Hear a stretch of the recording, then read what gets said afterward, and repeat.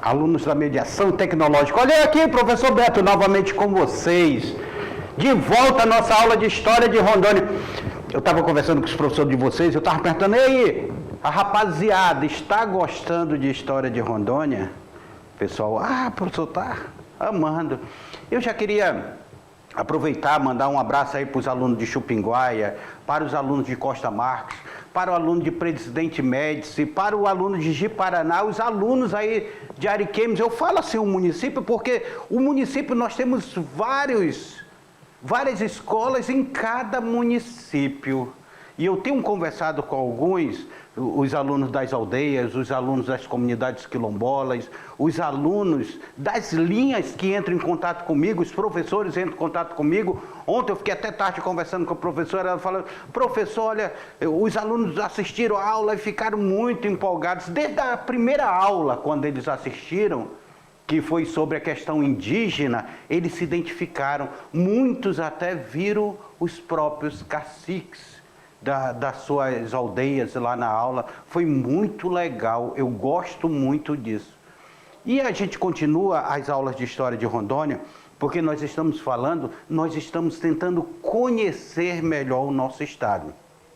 E hoje, o assunto que nós vamos abordar é um assunto pouco conhecido até por professores. Eu digo assim por professores, porque é um assunto pouco conhecido dentro da nossa história, que foi o Tratado de Ayacucho.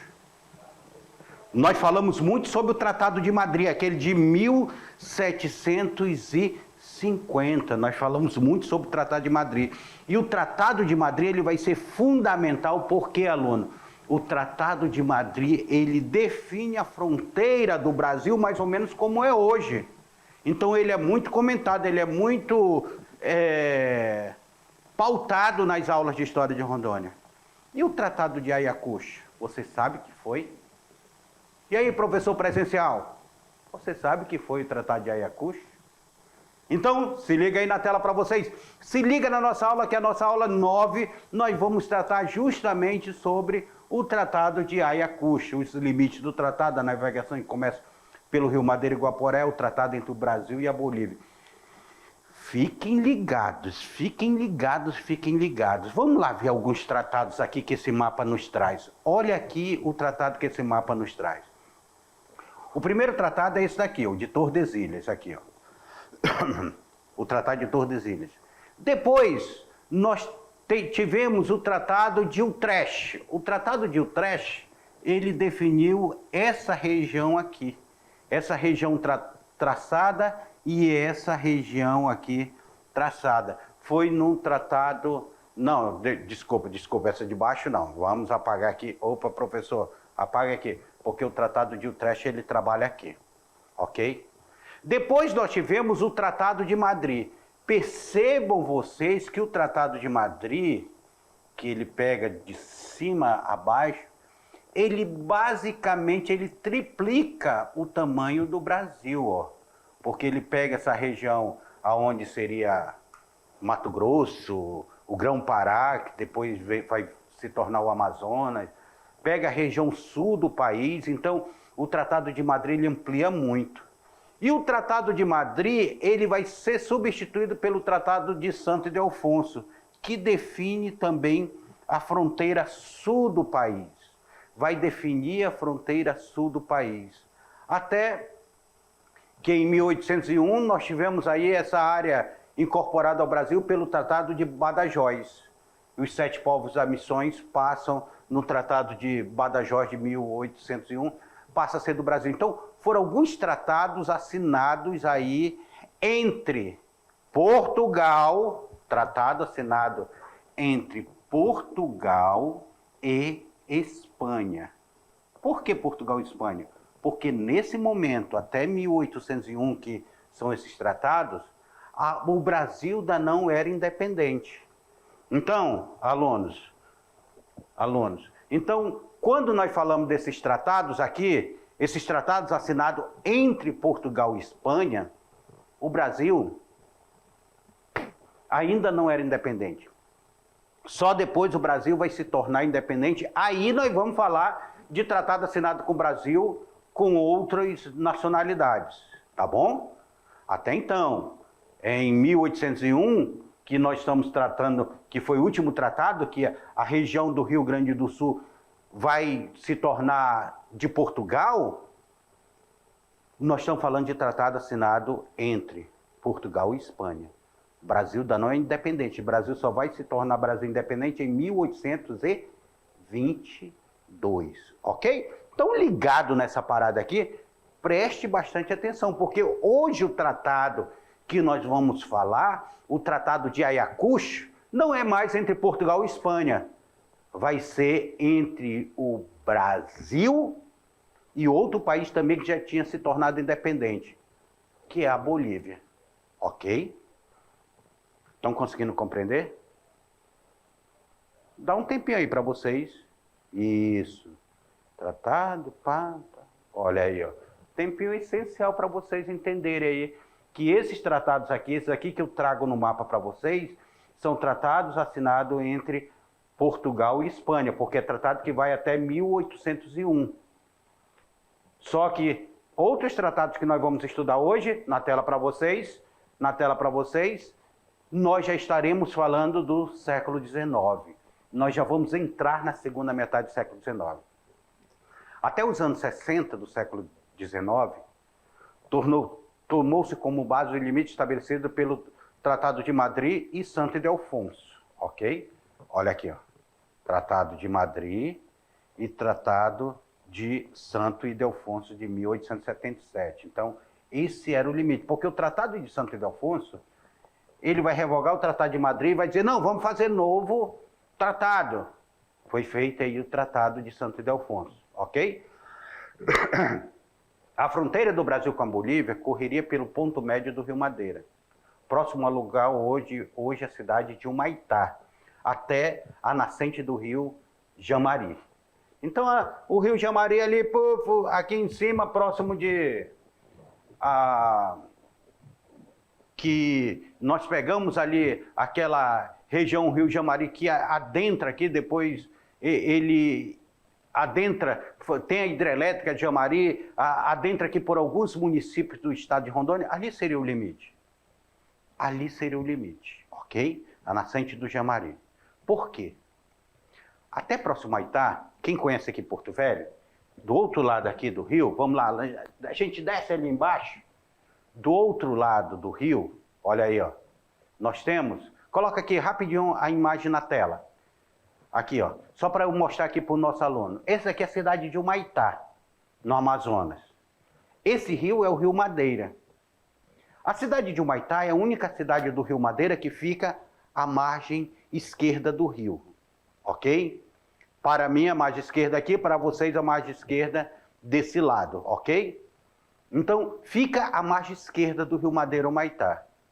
Só que até próximo de Humaitá, até chegando próximo aqui dessa cidade, que fica aqui no Baixo Madeira, pertencia a essa margem esquerda do Rio Madeira, pertencia à Bolívia. Porto Velho, que fica à margem direita do Rio Madeira, pertencia ao Brasil. E a margem esquerda do Rio Madeira pertencia à Bolívia. É por isso que o Humaitá ele foi construído lá embaixo após terminar essa fronteira entre o Brasil e a Bolívia. Essa região toda pertencia à Bolívia. Quando começou a navegação pelo Rio Madeira, ali na metade do século XIX, quando chegam os primeiros vapores, os vapores não viriam até Porto Velho. Ou, melhor, esquece Porto Velho, que não existia no século XIX, Porto Velho. Professor, vamos passar a borracha, vamos passar. Apaga aí Porto Velho. Os vapores não viriam até Santo Antônio do Rio Madeira. Por quê? Porque aqui próximo de Humaitá, um pouquinho aqui abaixo de Humaitá, existia o Crato. O Crato que era um entreposto comercial. Era um destacamento militar para fazer o controle do comércio e cobrar impostos. E o Crato fazia todo esse controle aqui de quem subia e descia o Rio Madeira. Como o Crato ficava quase no limite da fronteira entre o Brasil e a Bolívia, os primeiros navios a vapores que vão chegar, eles vão chegar até o Crato. E sabe como eles subiam daqui? Olha, só para te falar, só de estrada tem 200 quilômetros. Agora imagina pelo rio, que é cheio de curva. Cheio de curva. Os caras iam de canoa. Remando, subindo o rio para chegar a Santo Antônio do Rio Madeira. Assim era feito o comércio. Tá? Descendo o Rio Madeira até o Humaitá, todo o lado esquerdo pertencia à Bolívia, incluía parte do Amazonas e todo o atual estado do Acre. Então, precisamos entender esse limite aqui. Vamos voltar aquele mapa lá. Deixa eu voltar aqui esse mapa, ok? Me coloca aqui, ó. Se vocês olharem aqui, ó, Acre, com esse tratado aqui, tanto o Tratado de Madrid quanto o Tratado de Santo Ildefonso, o Acre pertencia a quem?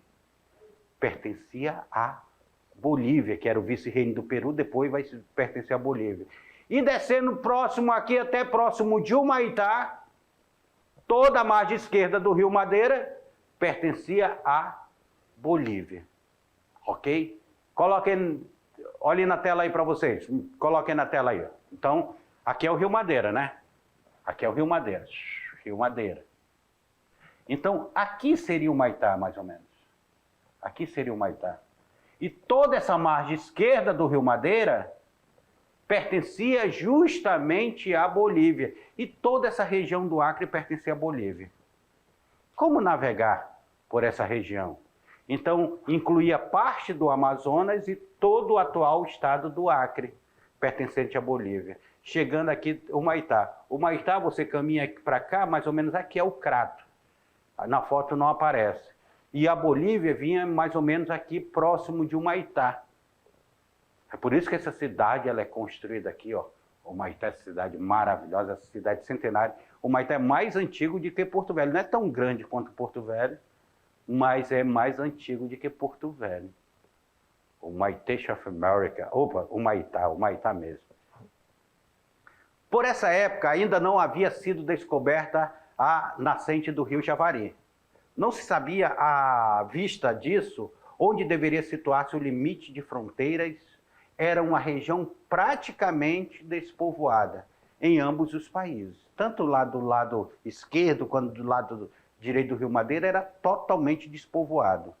Tudo começou a mudar com o aumento do interesse internacional pelo látex a partir da metade do século XIX. Opa, vem cá comigo, aluno, para você não perder nenhum lance disso aqui. Vocês se lembram? Como quando o professor Lourdesmar trabalhou o primeiro ciclo da borracha, e eu trabalhei a questão da descoberta da borracha. A descoberta da borracha vai criar o interesse no mercado internacional. Ela começa a ser descoberto ali o processo de vulcanização, o Charles Goodyear começa a descobrir o processo de vulcanização da borracha, mas a borracha ainda não tinha um boom internacional. Só que chegando na metade do século XIX, o interesse pela borracha ele começou a crescer. Cresceu tanto que demos aí, na segunda metade do século XIX, para o final do século XIX, e início do século XX, o professor Lourdesmar trabalhou com vocês o primeiro ciclo da borracha. Como se deu o primeiro ciclo da borracha, ok? Lembra disso aí? Seringueira, corta a seringueira, tira, extrai o lata, joga dentro do balde, tá? Vamos lá defumar, fazer aquelas pelas de borracha e exporta. Cara, o mercado internacional encheu os olhos e disseram, nós queremos esse produto. Produto valioso, a bicicleta, o carro que está surgindo. Os caras começaram a explorar a borracha no século XIX, foi uma coisa doida aí. Só para vocês terem uma ideia, foi uma coisa assim de outro mundo. Tanto é que a mão de obra que estava aqui não foi suficiente. Tiveram que ir lá no Nordeste, e pegar a mão de obra e trazer aqui para a Amazônia. Aproveitar a seca do Nordeste para trazer um monte de obra aqui para a Amazônia. Só que tem uma questão, como o Brasil começa já a explorar a borracha, era necessário que o Brasil fizesse o controle dessa fronteira, pelo menos até o final das cachoeiras do Rio Madeira. É aí que o Brasil senta com a Bolívia e diz: Bolívia, agora nós vamos sentar e fazer um tratado. E nesse tratado, toda a margem esquerda do Rio Madeira, que é tua, até a cachoeira de Guajará-Mirim, até o rio Abunã, vamos colocar assim, toda a margem esquerda do Rio Madeira vai pertencer a mim, Brasil. E você vai ficar com a margem esquerda do Rio Madeira subindo até ali Guajará-Mirim, e depois vai pegar o rio Guaporé todinha, também a margem esquerda do Guaporé. Você concorda? A Bolívia vai dizer: tá bom, tá bom, tá bom, seu Brasil. Eu concordo, eu concordo. Porque o Brasil tinha começado um processo de navegação do Rio Madeira. Vamos entender esse processo de navegação do Rio Madeira? Na tela para vocês. A navegação do comércio pelo Rio Madeira e ao Guaporé. Então, essa região aqui, da margem esquerda, pertence à Bolívia, até próximo de Humaitá, lembra? Então, a negociação era que essa margem viesse aqui, porque precisava entrar num processo de navegação, pegando o Rio Madeira e depois entrando no Rio Guaporé. Olha o Rio Guaporé como é grandioso, gente. Pelo amor de Deus. Aí o Rio Guaporé vem o Rio São Miguel. Vê se vocês identificam algum rio aí, ó. Aqui a Serra dos Pacás Novos, o Rio Jaci-Paraná, nascendo na Serra, o Rio Jamari, nascendo na Serra, o Rio Jaru, aí tem o Rio Machadinho, o Rio Preto, tá? O Rio Ji-Paraná, o Rio Machado aqui, ó, cortando, Pimenta Bueno, Rio Pimenta Bueno, que deságua no Rio Machado, o Rio Roosevelt aqui, ó, saindo daqui, passando pelo Mato Grosso, indo para o Amazonas. É um estado cortado de vários rios. Aí vem daqui o Rio Mamoré, aí vem daqui o Rio Beni, o Madre de Deus. Vem todos esses rios para formar essa bacia do nosso estado. Olha aí, ó. Essa imagem é magnífica, o encontro das águas. O encontro das águas aí, ó. Conforme vimos na aula 2, foi feito o convite para Irineu Evangelista de Souza, o Barão de Mauá. Lá na aula 2 nós estudamos sobre isso aí. Aqui foi concedido o monopólio através da Lei 10.037 de navegação do Rio Amazonas. A Empresa Nacional Companhia de Navegação e Transporte do Amazonas, que iniciou sua atividade em 1852. E em apenas 4 anos, a receita da companhia triplicou a frota ampliada para 10 navios. Então, Irineu Evangelista de Souza, o Barão de Mauá, é uma figura muito interessante na navegação do Rio Madeira e Rio Amazonas. Com o aumento, começou a aumentar a demanda da borracha. Essa lei, aí o governo brasileiro disse: não, se eu estou extraindo borracha, eu vou anular essa lei para negócio de monopólio para Irineu Evangelista. Tá? Vamos quebrar Mauá. E a Companhia de Mauá foi quebrada com o fim desse monopólio. Sobretudo com a abertura do Rio Amazonas à navegação estrangeira, porque agora nós vamos deparar com navegações estrangeiras entrando no Rio Amazonas. Está proibido, era proibida a navegação estrangeira entrar no Rio Amazonas e o monopólio estava na mão do Mauá. Só que agora quebrou o monopólio. As navegações estrangeiras, em dezembro de 1866, elas são autorizadas. Novas companhias começaram a adentrar no Rio Madeira. Entre elas, a Companhia Fluvial Paraense e a Companhia Fluvial do Alto Amazonas. Além de outras frotas particulares, começaram a adentrar no Madeira. Com isso, a navegação a vapor expandiu a rede de transporte e de comunicação na região, permitindo uma inter-relação mais ágil entre os produtores e mercadores, consumidores, mediante o transporte mais rápido do produto extraído. Meus queridos, até o século XIX, era a Bolívia que fazia o comércio aqui no Rio Madeira, era monopólio da Bolívia, até início do século XIX. Com a chegada da borracha, o Brasil assina um tratado com a Bolívia e ele começa a fazer essa navegação, esse transporte fluvial. Quebra-se o monopólio de Mauá, que Mauá estava sob domínio, quebra-se o monopólio do Mauá, agora nós temos companhias estrangeiras adentrando no Rio Amazonas e no Rio Madeira para fazer esse comércio. Deixa de ser só através de canoas, na remada. Agora nós temos o navio a vapor entrando. O professor Dante Ribeiro, ele fala que o primeiro navio a vapor a chegar aqui, pelos estudos que ele fez, foi o navio a vapor chamado Guajará. Só que ele chega só até Santo Antônio São José do Crato, ali em Humaitá, só até o Crato. Não chega até Santo Antônio do Rio Madeira. E esse navio a vapor ele vai ser importantíssimo para ser o símbolo do início da navegação a vapor dentro do Rio Madeira.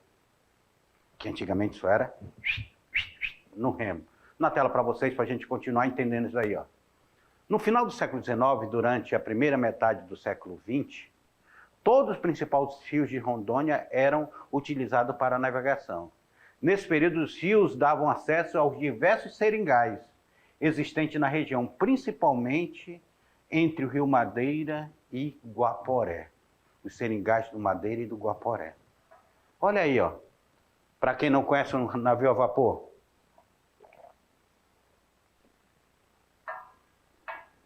Olha aí, ó. A abertura do Rio Amazonas, aí a navegação. O rio a vapor, olha aqui. Daqui sai fumaça aqui. Por quê? Porque estava sendo queimado lenhas. Devia ser uma chapa de ferro muito grande para aguentar o calor. E aqui nós temos, ele fazia rodar aqui essa, tipo um moinho, tipo uma roldana. E essa roldana fazia movimentar. Hoje não, liga-se o motor e a hélice tora na alta, né? Naquele momento era vapor. Nas propostas iniciais para estabelecimento da navegação regular a vapor no Rio Madeira, o ponto final da navegação era sempre a localidade do Crato. Lembra que nós falamos lá próximo de Humaitá? Para quem subiu o rio, Santo Antônio era a primeira cachoeira do Rio Madeira. Ficava aqui, essa que fica aqui em Porto Velho, Santo Antônio, que hoje nós temos uma hidrelétrica construída no lugar da cachoeira, onde terminava justamente a livre navegação. Então a livre navegação era o Crato e Santo Antônio. O Crato precisava de acordo ali para ser passado pelo Crato. Aí, por isso que nós chegamos em 1858, uma embarcação a vapor denominada Guajará, isso daí é dados do professor Dante Fonseca, tá? Navegou até o Crato, conforme nos informa o presidente da província do Amazonas, José Francisco Furtado, em seu relatório de 1859. Foi o primeiro navio a vapor que subiu o Rio Madeira até aquela localidade. Até aquela localidade, em 1858, nós temos aí o navio Guajará subindo, o navio a vapor. Olha aqui, ó. No outro vapor, olha aqui onde é a rodana dele que movimenta. Subindo o Rio Madeira. Em 1872, a companhia inglesa Amazon Steam Navigation Company adquiriu o patrimônio e os encargos contratuais havido pela Companhia de Navegação do Comércio do Amazonas com o governo e foi autorizada por este a operar no Império do Brasil. Bem, nós estamos aí em 1872. O Brasil era um império. Nós estamos aqui com o governo de Dom Pedro II. O Brasil já era independente. Então agora era o Brasil que dava concessão. Então era necessário assinar um tratado entre o Brasil e a Bolívia. Olha aqui, ó, Rio Madeira. O Rio Madeira, essa região aqui pegando o Acre, essa região aqui precisava ser definida. Essa região da Bolívia precisava ser definida. Toda essa região aqui pertencente à Bolívia. E agora, como assinar um tratado que pudesse navegar dentro do Rio Madeira.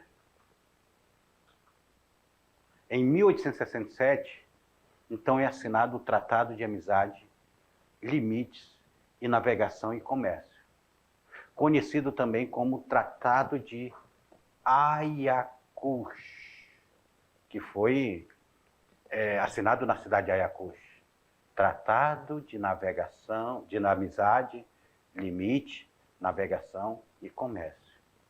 Ou também ele foi chamado de Tratado Munhoz Neto, que era justamente o sobrenome dos ministros, representantes dos países signatários. Um era representante da Bolívia, o Mariano Donato Munhoz era representante da Bolívia, por isso que era Munhoz, e o outro era Felipe Lopes Neto, que era o enviado extraordinário do Brasil. Então, por isso que também ficou chamado de Tratado Munhoz Neto, ou Tratado de Ayacucho.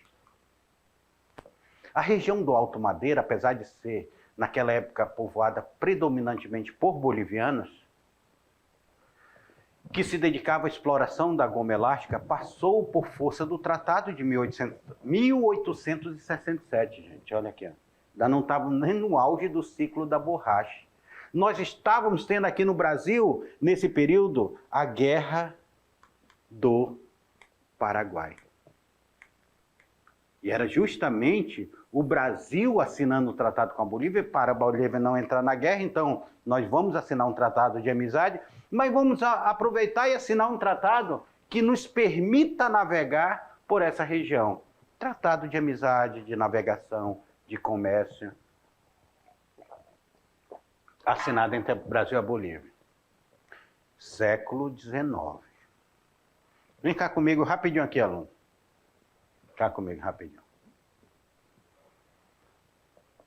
Estudar a história de Rondônia, nós precisamos entender esse tratado, quando a gente precisa entender o que foi o Tratado de Madrid de 1750, mais de 100 anos depois, 117 anos depois, é assinado um novo tratado, agora, mas não mais entre Portugal e Espanha, mas sim entre Brasil e a Bolívia, 117 anos depois, é assinado o Tratado de Ayacucho.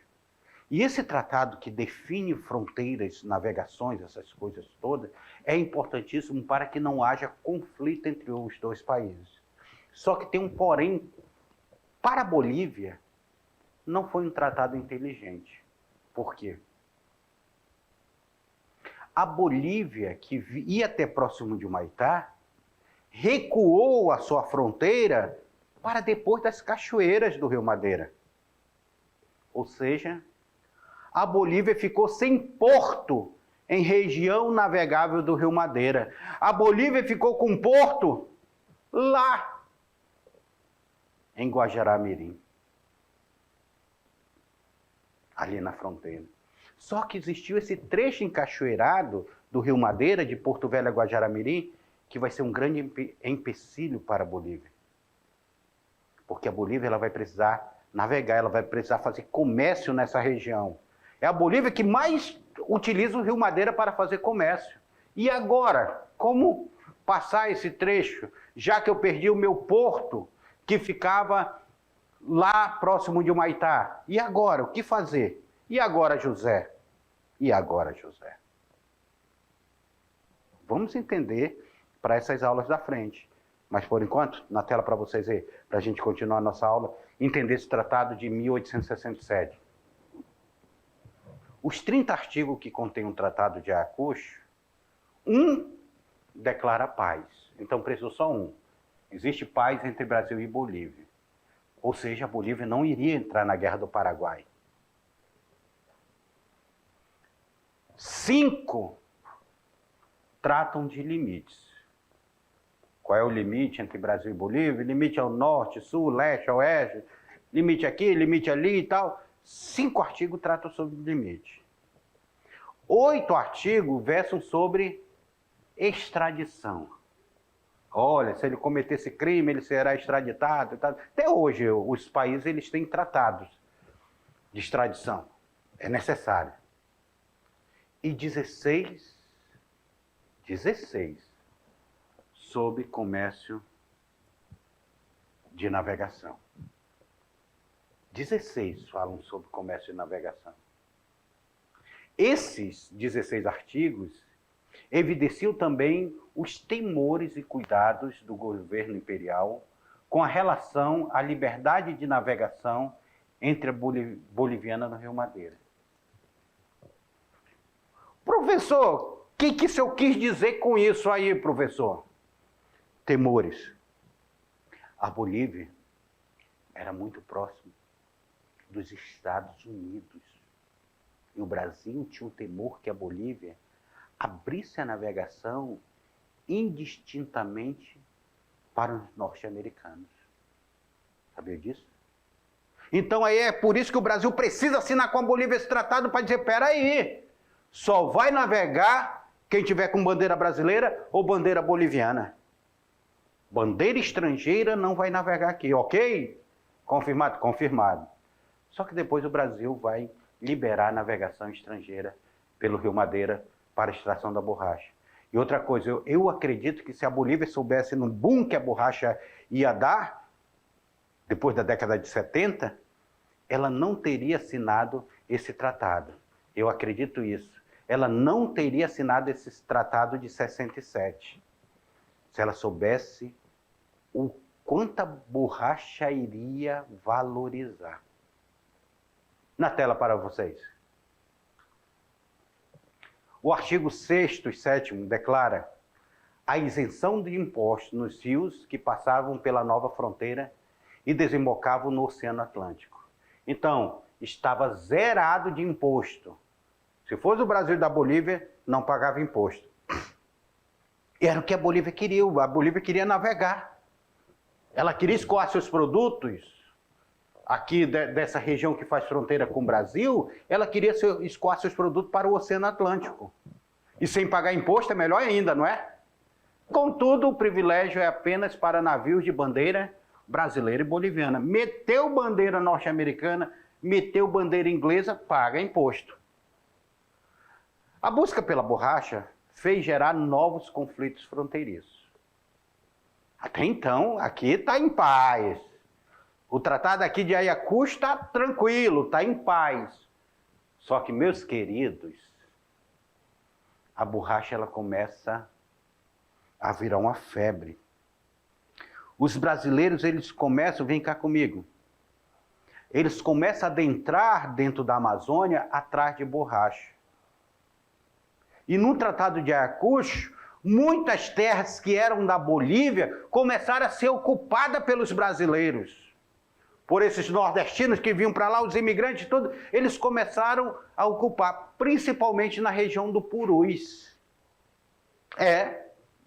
O rio Purus, ele começa a ser ocupado, só que o rio Purus, espera aí, o rio Purus, ele vai dar em região que é da Bolívia. Aí é onde nós vamos ver novos conflitos surgindo. Brasileiros e bolivianos começam a adentrar de embate por causa da exploração da borracha na região onde hoje é o Acre. No Tratado de Ayacucho, essa região era da Bolívia. Uma guerra é travada. E essa guerra que é travada, foi necessário a assinatura de um outro tratado, chamado Tratado de Petrópolis. Mas isso vai ser assunto para próximas aulas, porque agora nós estamos vendo o Tratado de Ayacucho. Na tela para vocês. A busca pela borracha fez gerar um novo conflito fronteiriço, visto que uma grande leva de retirantes nordestinos brasileiros, que fugiam da seca, foram instalando-se ao longo do rio Purus e Acre, ocasionando o povoamento da região, bem como a instalação de várias benfeitorias. Rio Purus e Rio Acre estão sendo ocupados por brasileiros. Só que Rio Purus e Rio Acre, pelo Tratado de Ayacucho, pertencia à Bolívia. Olha aí, ó. Rio Amazonas, Rio Acre, aqui. O Rio Purus que corta aqui, vem para... Essa região aqui, espera aí, deixa eu limpar aqui, apagar. Essa região aqui, o Tratado de Ayacucho, dizia que essa região pertencia à Bolívia. Toda essa região pertencia à Bolívia. E agora? E agora?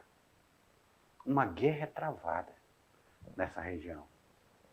Em 1898, ocorreu a confirmação da Comissão Demarcadora de Limite de que a região do Acre, ou Acre, ocupada por brasileiros, principalmente imigrantes nordestinos, pertencia à Bolívia. Então, eles chegaram, eles disseram, peraí, o território declarado litigioso por Barão de Rio Branco e a região cedida pela Bolívia com o Tratado de Petrópolis. Aqui. Começa essa região toda a entrar pelo Tratado de Petrópolis agora, pertencer ao Brasil. A Bolívia novamente cede, só que em troca, era necessário que o Brasil construísse a estrada de ferro, madeira, Mamoré. Que será assunto para nossas próximas aulas, porque na tentativa de resgatar sua soberania, o governo boliviano instala em 1898 um posto alfandegário na região que desencadeou uma série de conflitos entre o governo boliviano e os seringueiros brasileiros. Com o apoio do governo do Pará e Amazonas e financiado por seringalista brasileiro, o gaúcho Plácido de Castro lidera uma rebelião em agosto de 1902 que ficou conhecida como Revolta do Acre. Meus queridos alunos.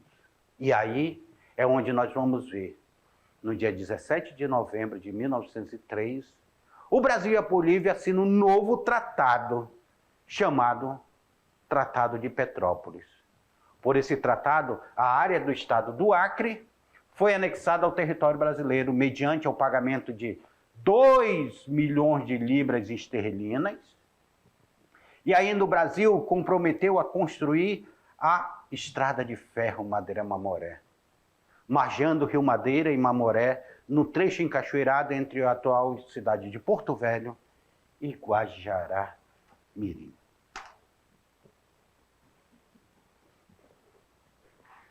O Brasil entrou em conflito tão grande com a Bolívia que nós tivemos aí uma necessidade de ser assinado um novo tratado. O governo do Amazonas começa a financiar a guerra.